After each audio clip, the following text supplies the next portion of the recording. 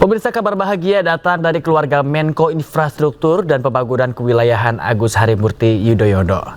Sang istri Anissa Pohan melahirkan anak kedua berjenis kelamin laki-laki setelah penantian panjang 17 tahun.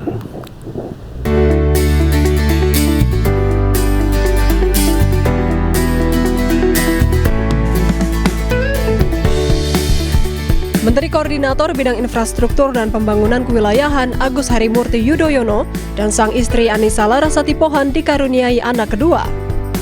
Kabar bahagia ini awalnya disampaikan Anissa di akun Instagram pribadinya @AnissaYudhoyono. Anissa menuliskan, "Masya Allah, tabarakallah, welcoming our baby."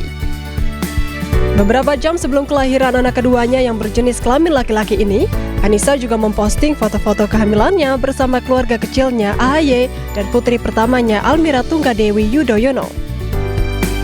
Istri AHY ini melahirkan anak kedua di Rumah Sakit Pondok Indah, Jakarta pada Minggu 29 Maret 2026 pukul 19.28 waktu Indonesia Barat. Anak kedua AHY yang sekaligus cucu ke-6 Presiden ke-6 RI Susilo Bambang Yudhoyono ini diberi nama Arjuno Hanyokrokusumo Yudhoyono. Atau tadi malam,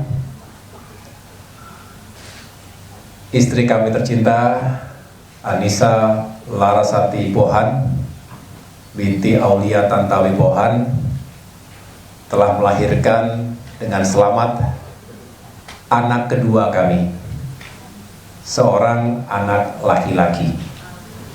Kami sangat bersyukur kepada Allah Subhanahu wa Ta'ala, Tuhan yang Maha Kuasa, yang telah memberikan anugerah karunia yang begitu luar biasa, yang bagi kami adalah sebuah keajaiban. Apalagi ini sebuah penantian yang panjang, ikhtiar yang juga luar biasa, terutama ini adalah buah dari doa, upaya, perjuangan dan pengorbanan istri kami tercinta Anissa yang sudah sekian lama berikhtiar tentunya bersama saya untuk bisa menghadirkan buah hati. Agus Harimurti Yudhoyono dan Anissa Pohan menikah pada 8 Juli 2005. 3 tahun berselang, keduanya dikaruniai seorang putri, Almira Tunggadewi Yudhoyono, yang lahir pada 17 Agustus 2008. Jarak usia yang cukup jauh antara Almira dan adik barunya membuat kelahiran ini terasa istimewa. Kehadiran Arjuna pun akan semakin menambah semarak keluarga besar Presiden ke-6 RI Susilo Bambang Yudhoyono. Tim Liputan iNews melaporkan.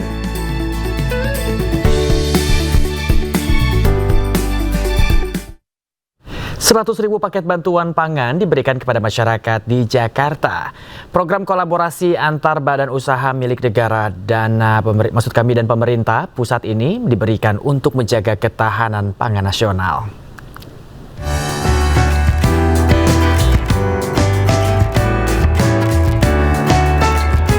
Pemerintah melalui Perum Bulog dan ID Food menyalurkan sedikitnya 100.000 paket bahan pangan pokok kepada masyarakat. Langkah ini merupakan instruksi langsung dari Istana guna memastikan ketersediaan bahan pokok yang berkualitas. Setiap paket yang dibagikan berisi komoditas lengkap, mulai dari beras premium 5 kg, minyak goreng, hingga protein hewani berupa daging ayam beku, telur ayam, dan sarden. Dan program ini juga selain paket sembako, Bapak Presiden juga memberikan dukungan berupa program non-sembako. Non-sembako itu seperti pakaian-pakaian sekolah, ataupun sepatu, kelengkapan anak-anak, dan lain sebagainya. Ini ada di tenda sebelah. Tak hanya bantuan pangan, masyarakat juga berkesempatan untuk memenangkan door prize dengan hadiah sepeda hingga motor listrik. Iya, alhamdulillah, terima kasih banyak Bapak Presiden. Ini saya sudah mendapatkan rezeki yang luar biasa hari ini. Alhamdulillah, terima kasih banyak terus. Ini sangat bermanfaat ya Ibu? Iya, untuk kader Jumantik nanti untuk periksa jentik untuk ke rumah-rumah orang warga. Program ini menjadi salah satu langkah strategis pemerintah dalam menjaga stabilitas harga di tengah fluktuasi pasar. Diharapkan kolaborasi antara Bulog, ID Food, dan Istana ini dapat terus memastikan ketahanan pangan nasional tetap terjaga. Dari Jakarta, Selena Yahya, Ari Setiawan, iNews melaporkan. Selamat menjalankan ibadah sholat subuh bagi umat muslim di wilayah Jakarta dan sekitarnya pemirsa. Kini kita akan melanjutkan ke informasi berikutnya. Sebuah bangunan tempat tinggal hancur sebagian akibat serangan udara Zionis Israel di daerah Al-Rihab, pinggiran selatan Beirut, Lebanon.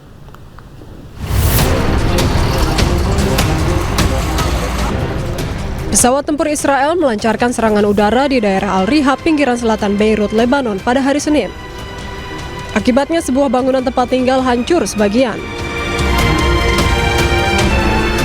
Rekaman video menunjukkan asap mengepul dari bangunan yang rusak dan mobil-mobil di sekitarnya hancur tertimpa reruntuhan.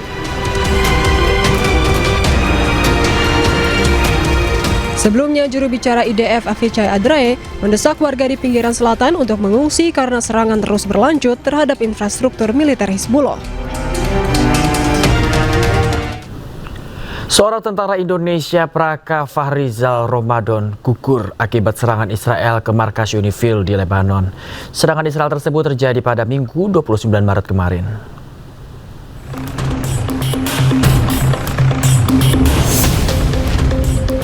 Israel dilaporkan menyerang pangkalan penjaga perdamaian PBB di Lebanon Selatan pada Minggu waktu setempat.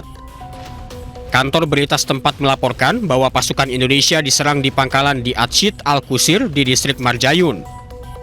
Terdapat korban jiwa dan helikopter telah membawa korban ke rumah sakit terdekat. Naas, saat dikonfirmasi, salah satu tentara perdamaian dari Indonesia meninggal dunia dan satu tentara lainnya dalam kondisi kritis. Kini korban luka dirawat di rumah sakit St. George Beirut.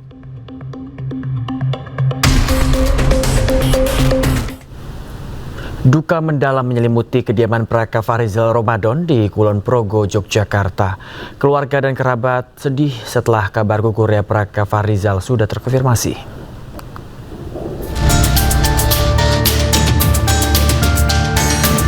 Seorang anggota Tentara Nasional Indonesia yang tergabung dalam pasukan penjaga perdamaian Perserikatan Bangsa-Bangsa atau PBB di Lebanon dinyatakan gugur terkena serangan Israel. Pasukan penjaga perdamaian tersebut gugur usai terkena proyektil yang menghantam salah satu pos penjagaan di dekat desa Atshid Al-Qusir, Lebanon Selatan. Almarhum Praka Fahrizal Ramadan memulai pengabdiannya sebagai anggota TNI pada tahun 2016 dengan tugas pertama di Aceh. Dalam 1 tahun terakhir, ia mendapatkan kepercayaan untuk bertugas sebagai pasukan penjaga perdamaian PBB di Lebanon. Almarhum meninggalkan seorang istri dan 1 orang anak. Kini pihak keluarga masih menanti informasi lebih lanjut terkait proses pemulangan jenazah ke tanah air. Dari Kulon Progo, Yogyakarta, Basuki Budi Utomo, iNews melaporkan. Menteri Luar Negeri Sugiono sampaikan bela sungkawa atas gugurnya seorang prajurit TNI yang bertugas di Lebanon. Pemerintah Indonesia kecam keras serangan yang dilakukan Zionis Israel di Lebanon.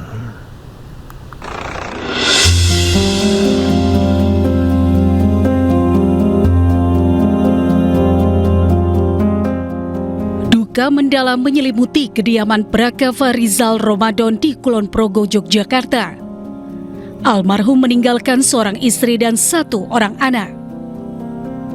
Ucapan duka juga disampaikan sejumlah pihak, termaksud dari Gaza Update Indonesia. Dalam unggahan Gaza Update, nampak momen saat terakhir Praka Fahrizal bersama keluarga kecilnya. Sementara Menteri Luar Negeri Sugiono mewakili pemerintah Republik Indonesia mengucapkan bela sungkawa yang sedalam-dalamnya dan mengecam keras serangan-serangan yang dilakukan oleh Israel di wilayah Lebanon Selatan. Dan saya menyampaikan ungkapan duka dan bela sungkawa yang sedalam-dalamnya atas gugurnya seorang prajurit kita atas nama Praka Fahrizal Ramadan yang bertugas sebagai kontingen UNIFIL di Lebanon. Beliau gugur, kemudian ada juga 3 rekannya yang luka, 1 luka berat, saat ini masih koma kemudian meminta investigasi penuh dari UNIFIL untuk bisa menemukan sumber dari insiden ini, dan sekali lagi meminta kepada semua pihak untuk melakukan deeskalasi. Almarhum Prakava Rizal Ramadan memulai pengabdiannya sebagai anggota TNI pada tahun 2016 dengan tugas pertama di Aceh.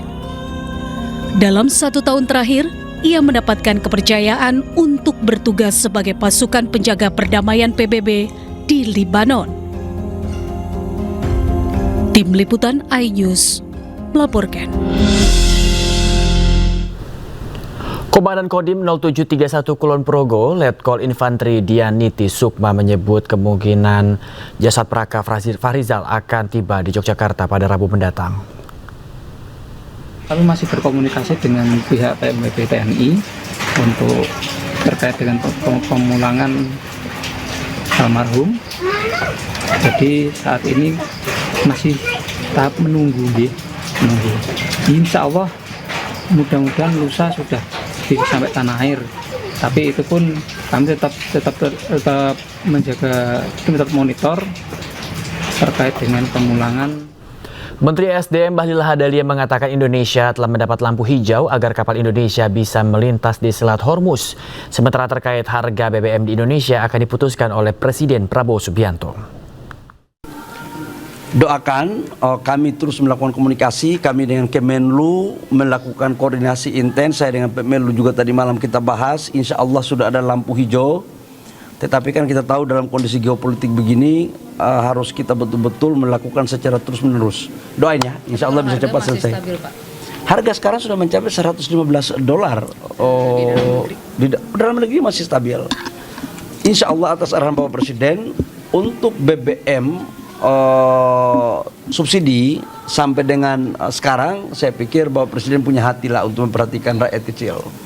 Percayalah. Nanti tunggu tanggal mainnya, Bapak Presiden akan memutuskan seperti apa untuk kebaikan rakyat, bangsa dan negara. Bapak Presiden kita ini kan tiap hari memikirkan tentang bagaimana pembangunan negara, tapi juga bagaimana memperhatikan kebutuhan dan kondisi masyarakat kita di bawah. Gini, di Peraturan Menteri SDM tahun 2022 itu telah mengatur 2 formulasi tentang harga BBM. 1 harga BBM industri dan 1 non-industri. Kalau yang industri tanpa diumumkan pun dia terus terjadi berdasarkan harga pasar. Jadi mau diumumkan atau tidak diumumkan dia akan mengikuti harga pasar. Itu yang industri. Apa itu definisi yang industri?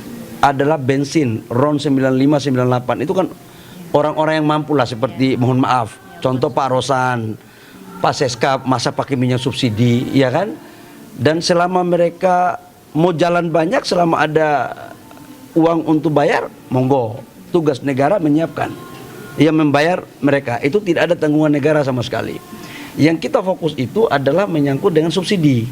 Nah tadi saya katakan bahwa subsidi tunggu tanggal mainnya. Insya Allah saya yakinkan bahwa Bapak Presiden dalam membuat kebijakan selalu mempertimbangkan dan memprioritaskan tentang kondisi masyarakat. Insya Allah baik. Nanti tunggu tanggal mainnya ya. Presiden Prabowo Subianto bertemu dengan Kaisar Jepang Naruhito di Imperial Palace, Tokyo. Kunjungan tersebut sekaligus memperkuat hubungan dan kerjasama strategis antara Indonesia dan Jepang.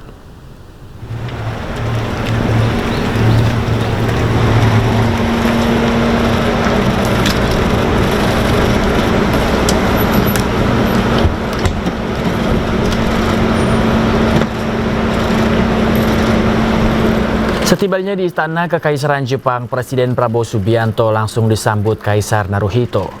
Pertemuan keduanya berlangsung hangat, sekaligus menjadi salah satu momentum penting guna memperdalam kemitraan strategis Indonesia-Jepang, terutama dalam mendorong stabilitas kerja sama investasi perdagangan serta penguatan kepercayaan pelaku usaha kedua negara.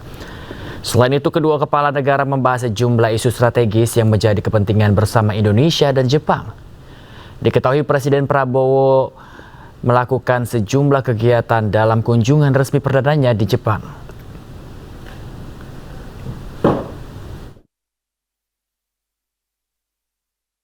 Presiden Prabowo Subianto berbicara komitmen Indonesia untuk menjalankan reformasi besar-besaran di hadapan para pengusaha Jepang dalam Japan Indonesia Forum di Tokyo.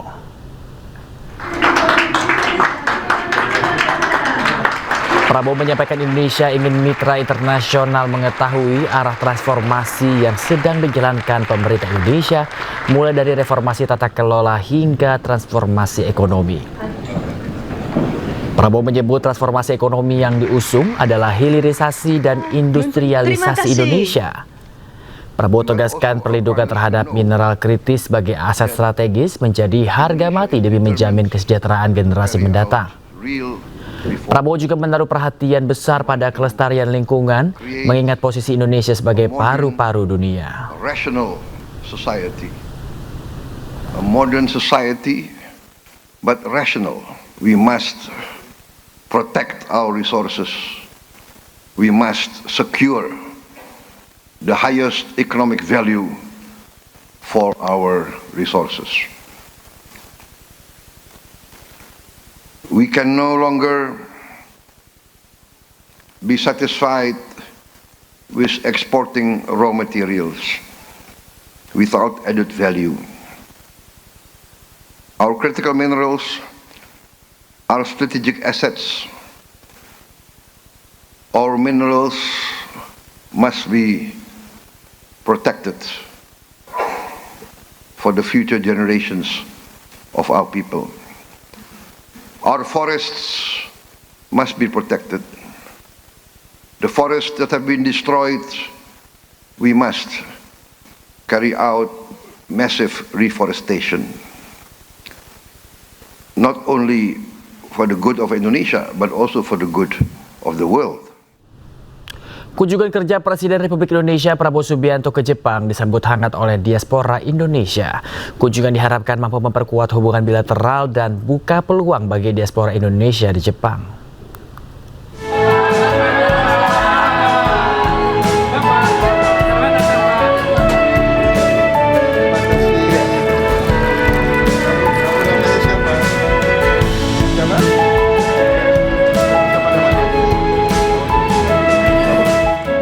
Kedatangan Presiden Republik Indonesia Prabowo Subianto disambut antusias oleh puluhan diaspora Indonesia dengan berbagai latar belakang profesi dan pendidikan. Dalam kegiatan ini, Presiden turut didampingi oleh sejumlah menteri. Adapun agenda utama kunjungan Presiden adalah pertemuan dengan Kaisar Jepang Naruhito dan Perdana Menteri Sanae Takaichi untuk memperkokoh kemitraan strategis